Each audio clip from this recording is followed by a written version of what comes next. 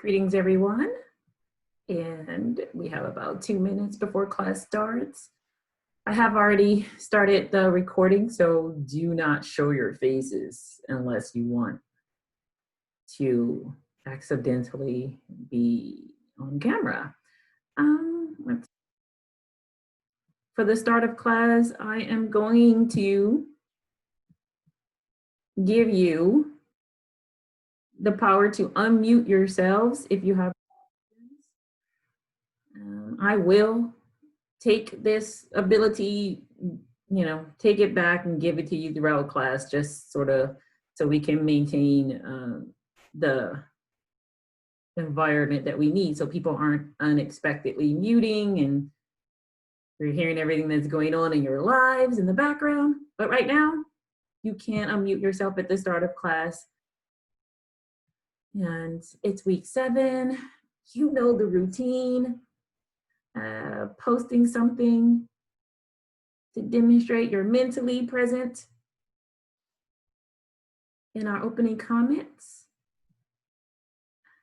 I'm going to veer away from this screen for just a moment here. I am sharing my screen, so if you know that all of your technology is working and you still cannot see my screen, if you can use the no button in the participants area to let me know that you're not seeing my screen, which should be our Blackboard page. And I am going somewhere I wanted to go. Oh, to the discussion forum as people chime in and post your opening comments. I want to go to just part of my recap, the class session videos. I'm not going to go into the details of how much time it takes to get this video up and present, but I do want to just scroll down to the most posting from last week and just show you that I do look at the comments, and so I am navigating this new virtual world too. And I decided that when I go through the opening comments and the comments that are made during class, I'm trying to put them in some sort of order. So if people come back and see what we chatted about, you can see how I've tried to group them. And I also found that looking back at the chat is also an interesting way to generate ideas. And I do believe, I'm thinking it was way back in chapter 1 or 2. Someone just unmuted. Okay. So way back in chapter 1 or 2, where you were making all these lists to try to generate ideas. And then I found that, the chat area actually serves as that kind of resource too. And so keeping that in mind, that's my other way to try to encourage you to post something more than just hello at the beginning. And then my hope is that by the end of class, you do have an exit comment that is more than just bye and enjoy the weather. Otherwise, I don't know, I struggled, like, what did I just spend our time doing if everyone just says bye at the end of class? All right, so I am being a little vain today because I have this huge afro, and then I realized if I put my headphones on the right way, it would mess up the whole aesthetic. So they're on upside down. But hey, it still works.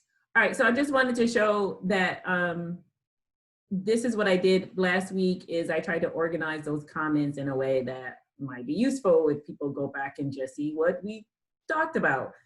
Yeah, so I'm gonna go back to this week.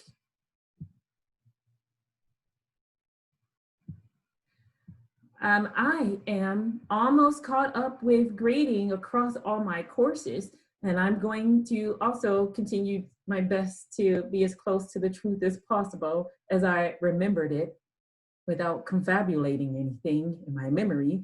And your class actually has been on my list but prioritize-wise, you are my 4th class. So yeah, I've not prioritized the grading for this class, mainly because my other classes are composition courses, and that requires way more of my brain capacity, because in English 101, which is the other class that I'm teaching, those 3 courses, I'm literally working with people like just on, college level writing, which is different from creative writing. And the work that you've done so far, we have worked on a high level of instructor-learner trust. So I think it was probably a week or so or 2 weeks ago, I was like, hey, if you haven't posted your practices, get them posted, because I'm getting ready to start putting in grades for them. And so you've had a lot more flexibility in getting things posted. And also the practice chapters themselves, I ask you to prioritize, do what you can, push yourself, and it's okay if you didn't complete every single practice in every chapter, but you should include the numbers to show that you attempted and all that jazz. So, but this week, I'm actually getting ready to look at the first practice, and the chapter 10, the poetry forms, and I'm really looking forward to that, and that's gonna get my attention. I don't want you to think that I'm evaluating them like, oh, let me mark this I don't know, a D or something. I'm not at all thinking about grades, when that might be bad. I'm not thinking about grading you when I'm looking at the tasks that you have to complete that require a little more attention. I'm looking for being as honest as I can and giving you feedback. Still, the feedback that you're going to get on the chapter 10 genre is not still going to be the level of feedback you're going to get when we start doing workshops. So it's just like the next level building block. So hopefully that makes sense. And grading, or I don't like grading, evaluating the practice genres from chapter 10. The first one is a bit more of a challenge because you had several choices, remember? And so for each choice and not all of you, it isn't like everybody picked sonnets. So I literally have to put on different thinking caps every time I look at the format, the form, the genre that you picked. And so that takes me a little bit of working time. So that's my recap. I just wanted to show you that I do value the comments, even the fun fact comments. Oh, and I want to officially say happy birthday to the person who had a birthday. Was it last week? I was just and I knew your birthday was coming. I was so in just trying to make sure class was working, and I got people in and out of groups and discussing that I didn't want you to think I forgot about you, but your classmate said happy birthday. So yeah, that's basically my recap before we get into me putting you into groups with this, Carter. So if there are any questions or comments or anything, the floor is yours for the next few minutes. Are there? Okay. If you ever, go ahead. Really good. That's all I'll say. I'm sorry, I didn't hear you because I was still mumbling. My bad. The Boys season 2 is worth a check out on Amazon Prime. So is Teen Wolf. So is The Old Guard on Netflix. Okay. If didn't specify comments. You say so. I don't know. It kind of wore on me a little bit. I'm just like, I don't know, but okay. All right, so I'm hoping that you all are ready to discuss the Raymond Carter piece. We're like almost halfway into the semester, and I'm just now feeling like at least you know what to expect, how we're trying to have these common conversations and knowing ahead of time. So even if you didn't complete, and I don't expect everyone to have completed all of chapter 7 by today, because you have technically until Sunday. But if you know this one is coming, my expectation is that you did that one. And so for this, we are going to go into small groups. And what I asked you to do is save your discussion for the second part of that practice to bring it to the class discussion. And so as I put you into groups, and I'm gonna do my best to have these groups be only 3 people, depending on the number, it might be a group with 4. So I'm gonna try to have them small so that you can talk. And if someone is on a laptop or something, you can share your screen. But we're only gonna talk about this for 10 minutes, which should be enough if people came prepared. And so that is my goal. I don't want. Okay, so it looks like you, at the most, you may have 4 people. I'm gonna pause this video because I don't need this part. For this report out, I did get to visit 2 of the groups. I went to the groups that have 4 people in it. And I see some hands up. So for this part, just we're gonna report out if you want to. So I'm not gonna demand reporting out. Or if you have any questions about this activity or how we approaching these activities, do you need me to clarify anything for you? Basically, this report out is anything related to what you just did. So I see Allison, Macy, and Isabella, Zane, Adam, your hands are still up. Just because I liked this this practice.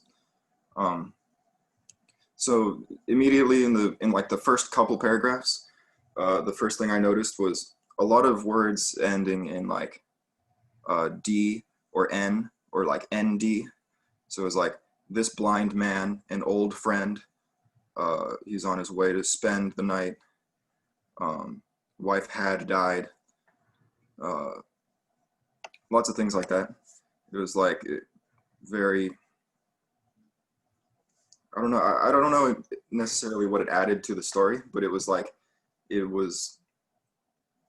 made it a little more interesting to read. And I think it was, I do think it was intentional, because that, like, there's, I think, way too much of it for it to be like just a coincidence that he happened to end all these words in N's and D's and stuff. Okay. Thank you. That is actually helpful, just based on the 2 groups that I visited. I'm gonna let everyone else report out and then see if that generates any other comments from other folk. So that was Zane, right? All right. Adam, Isabella, Allison, your hands are still up. Yeah, I'll talk a little bit. In our group, we were talking about like specifically repeated words that he kept using over and over again, like my wife or his wife, and I think her name was Beulah, and he just kept calling her her wife. But we were talking about the repetitive use of like the word blind man, how Raymond was referring to his wife as just my wife, and then like her previous husband was just, I think, the officer, and he never actually gave him a name, I don't think, through the whole thing.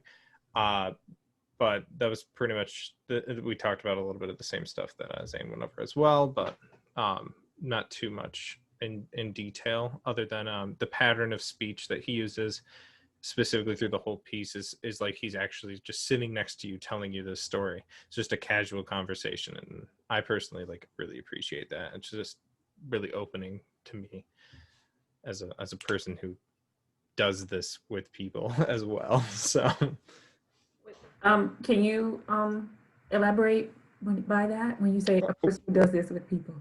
I just assume, like, in a worst case scenario, whenever I go out in public, like if I'm gonna meet somebody, I'm just like, God, I'm gonna hate this guy. I'm just gonna want to punch him in the jaw or something stupid.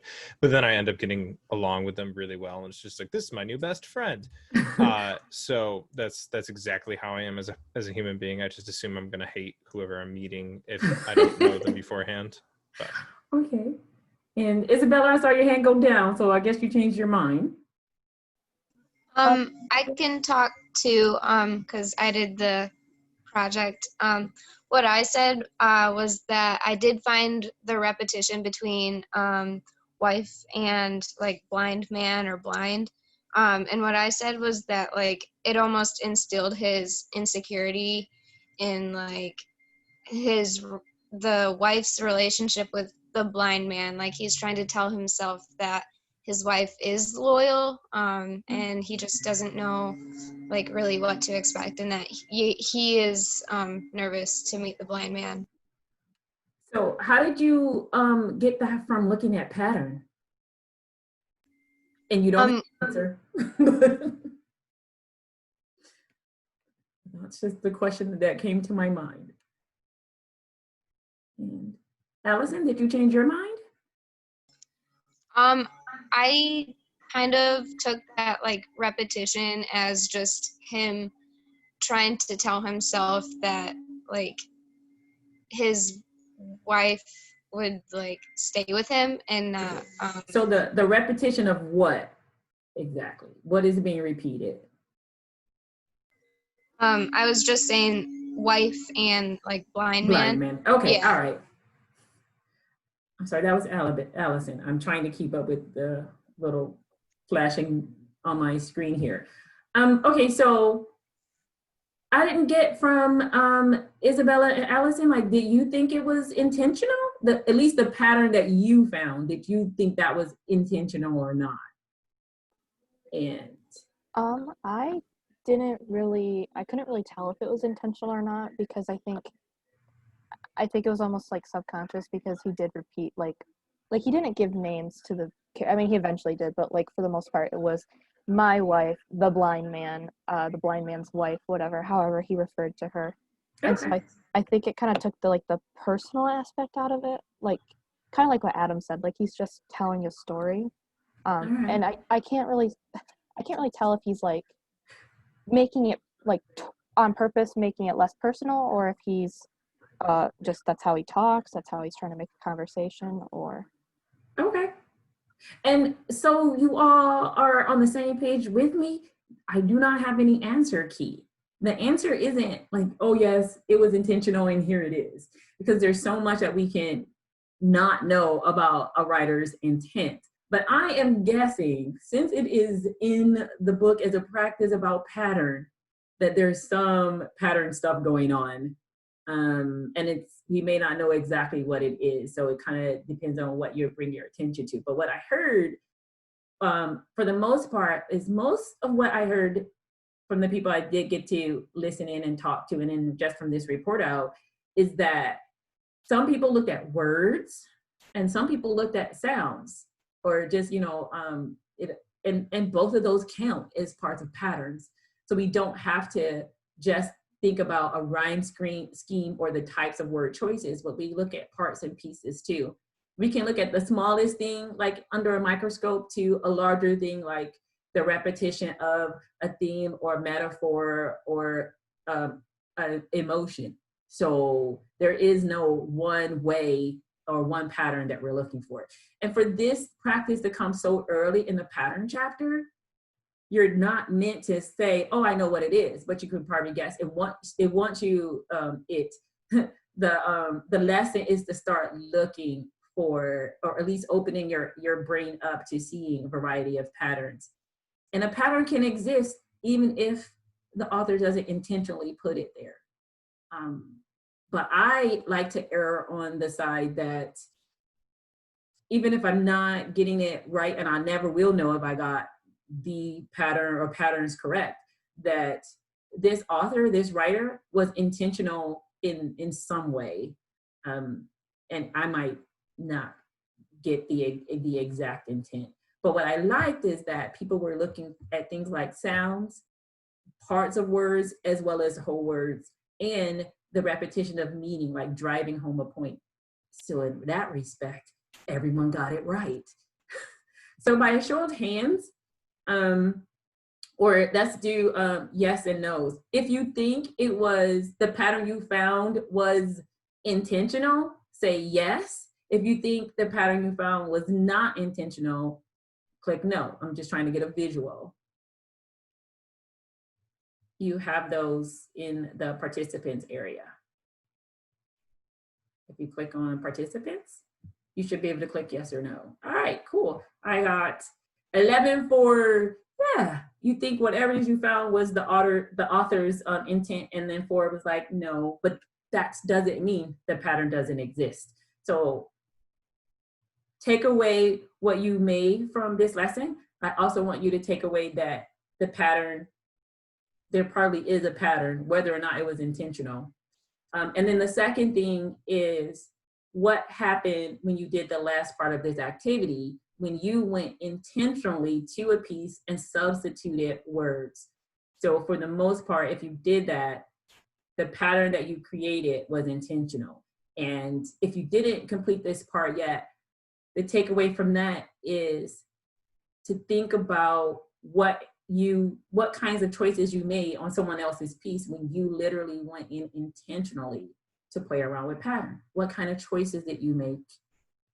What helped guide those choices that you made? What kind of criteria did you use? Did you try to still respect what you thought was the overall point of what you read? Were you trying to disrupt what you read? So those things all influence the choices you made. And then what kind of pattern, if something changed, which was part of the practice, the last question, what changes when you made those choices as a writer? I really want you to think about at least the practices that come to you, that stand out to you, but also the ones that I put in front of you. As you see, I can only put like one per chapter. But it's those that I really want you to push yourselves to try to answer those questions, even if you feel disinterested. I have to apologize for that, but that's kind of comes with the territory here. All right, so that's my our discussion around that piece. And so I would like to spend, I got like 9 minutes, and I want to get to this brief lesson on what is it I'm talking about? Images and energy. And that takes us back to chapters 4 and 5. So let me do that. And I just want to get some of this in front of you while we, before you go to your writing. So I want you to have at least in front of you during our writing time, just some ideas to think about, and kind of a review of the other chapters and some of the questions that we've had through these chapters. So I'm going to start my mini lesson on images and energy by just reviewing some of the crafted writing prompts to ponder, and just remind you that this is in the discussion board area. So some of those questions are just from Feller's, the first couple chapters was figuring out how to find your focus, figuring out what reading creatively and critically looks like for you, and thinking about some of those tools that you already have, but what kind of tools or techniques can you pick up along the way? So this practice that you just did is one of those tools, like actively thinking about what pattern looks like, what it works. It can become an obsession for you for a brief time. Like, I just want to focus on patterns in whatever I write. Go back and review things that you've already written, and you might find some things that you hadn't seen before. This process can help you with revising or rethinking pieces that you've already wrote. So our introduction to this chapter is a point where I want to bring you back to when I ever do my little mini lessons or something. So what is it that you're doing as a creative writer? And then the questions in, I think it's chapter 1, asks you about who you are and who do you write for, those types of things. I do want you to continue to think about those questions. And then we had the prompts that I pulled from chapter 4. And this is the images chapter. So some of the questions to consider was when it comes to creating imagery, what are your current strategies? What strategies are you picking up along the way? So if you think about the chapters this way, which I encourage you to, you may not be able to do at the exact time you're doing the chapter, but at some point you want to revisit and say, okay, what kinds of tools and strategies and techniques do I have? from chapter 1, which is about images. You know, what do I know about I think it was 4 principles we got in that chapter on creating images. And then not only how might you think about you create images, but how do you find this in other people's writing? And I'm also going to pick on the Jennifer Hickson piece, because we did use that piece showed up at least twice in chapter 4 and chapter 6. So again, remembering what does layering look like. And so when it comes to images, some of the questions are, you know, what do you do as far as, do you even deal in people and characters in your writing? And what do they look like in action? I think a couple weeks ago, I gave you a term, it's called specific narrative action. And it is a rhetorical or writing strategy. And all it means is writing people in action, them gesturing or moving. That's all that means. And that is like a real tool that you can go back and say, hey, how do I put people into action? How do I show them? The other thing we got from Hickson was that she didn't overly describe. So she described in a way that brought the reader into active reading. And that's one thing I want you to think about, is that readers want to be active in your writing. They don't want to be told everything. We can share our pet peeves on here, being respectful. And so my pet peeve I'm going to share is with the Twilight book series. And I don't mean to offend anyone. I love the movie. Great, sister. Sorry, I just had to say that. I love the movie for a whole nother set of reasons. But reading it, I really felt like when I was inside that girl's head, I was literally trapped. And I could not get outside her thoughts. And it was just killing me. I was like, oh my gosh, you're just telling me too much information. And I'm not sure how it's moving anything in this story along. But the only reason I read Twilight is because my daughters were interested and I was trying to relate to them. So I also recognized that I was not the audience for it. And so I had to bring that to it. It's not just, I think this is a horrible overkill of a teenager's thoughts. It's just like, I'm not the audience for it. And maybe that's why it sucks. So yes, maybe there's something wrong with me. And then the other one I want to look at is just to remind you of some of the questions from 5. And in 5, what's 5? Energy. So they gave us 3 like topics to think about. And my question to you for each of these chapters, basically, how do you understand the concepts and how are you applying it? So when it comes to the principles of energy in this chapter, they gave us 3 things to look at. Subjects, and that's where a writer can make any topic interesting. This also makes you great at improv too. So the subject, the leaps, this is where the writers leave those gaps on purpose so that the reader can participate. And that's sort of what I was talking about with Hickson's piece, even in imagery. So these concepts work together, not necessarily independently. And I'll say it repeatedly, that you have several concepts or techniques happening, and you may have some major and minor, just like characters in a play, major ones or minor ones. And what I like in thinking about how all of these writing choices work is sometimes I go back to something that I've written and I realize that a minor technique is actually the major thing. Like that's the thing that's taken over. Or if I have people read something and they keep telling me like, oh, this was great. I'm like, I wasn't even paying attention to that. It's kind of like if you see a play or a movie and then all the supporting characters get awards, but the leading characters don't. You're like, what happened? Well, thinking about how these strategies work can allow you to discover maybe something that you wasn't really paying attention to at the time. And then the other thing in the imagery they want us to look at is the words. Words spark and sizzle and pop. And so I think this one is the closest from the energy chapter that gets us to the practice that I had you do on a Carver piece, because it really was focusing on his words, even though it was looking for patterns. So that's my recap, but how this comes together is looking at this poetry project that I was part of quite a few years ago. I don't like looking at this because it reminds me how long it's been since I actually wrote some poetry or anything creative that other people wanted to see. But it's been a minute. So it was called Poetry on the Rapid. It was a great opportunity to participate and work with other Grand Rapids poets. And we were challenged to create poems, but they also were married with visual images, and they were all pretty short.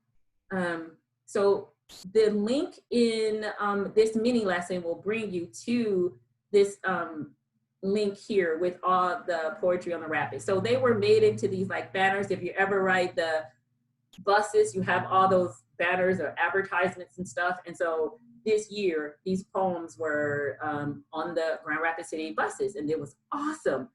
And so this is just a way to see poetry specifically and how it comes together with the images. And now the poets, we did not have any say-so in the images. We just had the poetry, and then the images came from, I don't even know who they came from, but I think the goal was to try to get these two things to work together. So there's mine, yay. And I focus on haiku because I find haiku greatly, wonderfully easy in a concept, but very hard to pull off. And so if you want to check out energy, the concepts of energy and images, this link here, I don't have a specific activity for us to do, but looking at the purpose, it was going to be in a public space, and how the artist and the written artist, the poet, work together to create hopefully something that embodies the principles that we've looked at, especially imagery. This is kind of difficult because with imagery, you have the actual image playing against the content. So you're gonna have to like split your brain, like, okay, what does the poem say and what does the picture show? And does that go together at all? Well, it may or may not, because I'm letting you know that the writer and the artist were never like in the same conversation.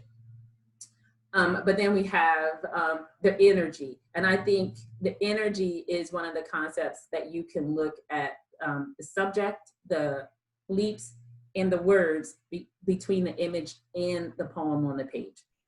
So my mini lesson is looking at these concepts as they're layered together. So with that, I wanted to purposely have you talk about a practice and then go over some concepts from the last two chapters and have you have something that you can look at and send you off to write for your writing time. I am gonna put you into small groups.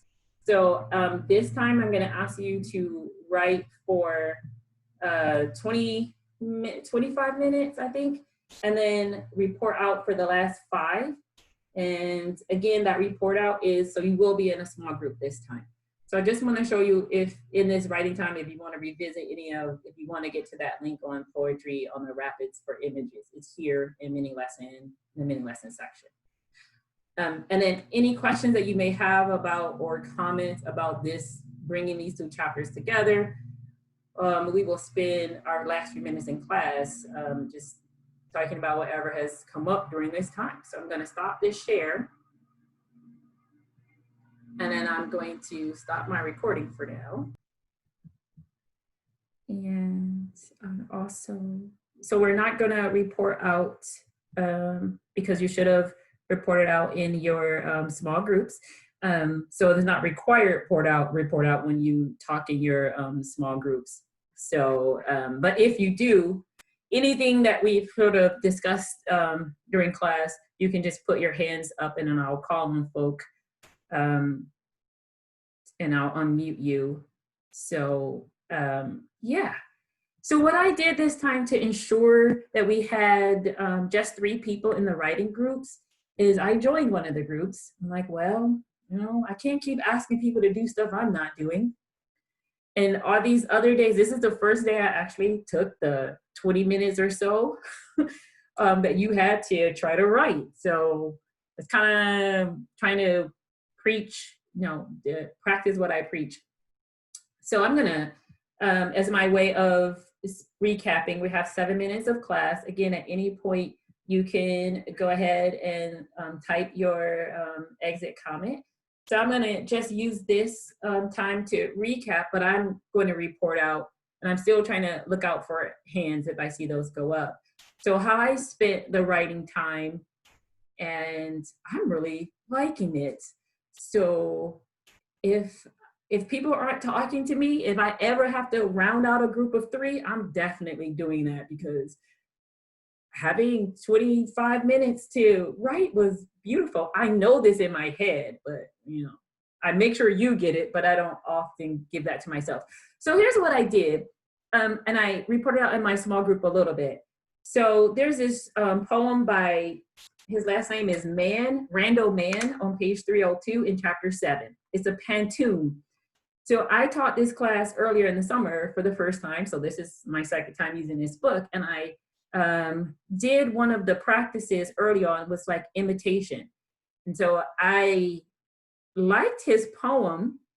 And then because I was also supposed to write a poem for my brother-in-law's getting married, and I was supposed to write a poem for that. And then I had no idea what to do after I told him I would.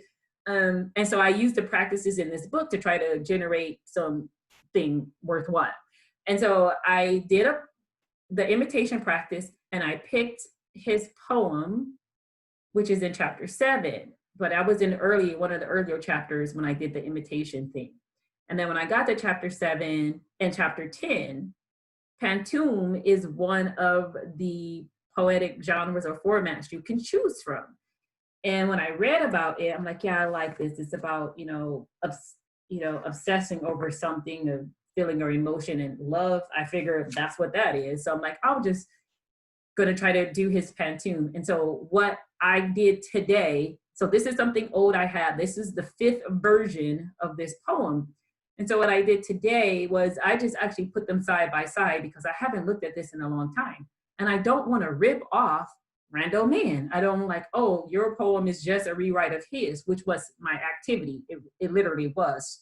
So after I actually got to the 5th version, all the other versions did look very much like pantoums, and I was trying to keep it as a pantoum, but that wasn't working with what I finally ended up wanting to do. And so I changed it a lot. So what I wanted to do during this time is I want to go back and actually look at the patterns I've now created, because it was the imitation practice. It was in the pattern chapters on 7 and one of the choices for 10, but what I ended up with is not a pantoum, it's something else. And I'm trying to now figure out what that is. So I didn't write during the writing time, but I still count this as part of writing and thinking through. So now I'm going back to compare his version to my version and trying to see what it is I have created. I also have this section in here that I have these 3 stanzas that I didn't know which one I wanted to keep. And I actually have a final version past this that I did use for his wedding, but I still don't feel that it's completed. So one of the things I did was, in that 6th version that I actually used, I had some people read this and ask them, which of these stanzas do you like the most? And whatever got the most votes, that's the one I used, because that's how indecisive I was at that time. So that's how I use my time in writing, and it counts as writing and trying to figure out what you're doing. So I'm hopeful that when I do get to participate like this is my attempt to a longer version of what you're reporting out to each other when you are reporting out to each other. So my recap is, I should still share my screen for this recap. So let me do that. Share. So if you have not already selected what project you're going to write for chapter 7, please do that. I think I've asked you, I've given you all the way up to, well, an hour before class isn't that great because you should have it completed already. So on Thursday, we are going to be talking about the writing project. So I will be forming those groups. So again, you click right on this link, let us know. And we only have, chapter 8 is our last chapter. And so we're gonna repeat this next week. I'm going to give you a practice and ask you like what we did for chapter 7, gonna do for chapter 8. I'm gonna pick a practice. You're gonna know about it on Thursday. I'm gonna ask you to put some portion of that completed on Blackboard so that you're prepared, and we're gonna come and repeat this week. And then next week is our last week of the required practices. So this week, you know, as soon as you can, I think I technically say as long as you have something in there an hour before class, that gives me enough time to put the groups together. But it doesn't give me much confidence if you're just posting an hour before class that you've completed it to talk about it. So yeah, that's where we are. Damn, I gotta see if I already did that. I'm not. That's my recap. And yeah, and the link for chapter 6, again, oh, that should be chapter, did I move chapter 6? No, that should be chapter 7, I think. Yeah, I had to change it. That should be chapter 7. And you also have your genre, one of the shorter, the fiction pieces due this Sunday. All right, I'm gonna stop sharing. And if there are any questions, we have 1 minute left. I will be in office hours on the other link. And don't forget to report out.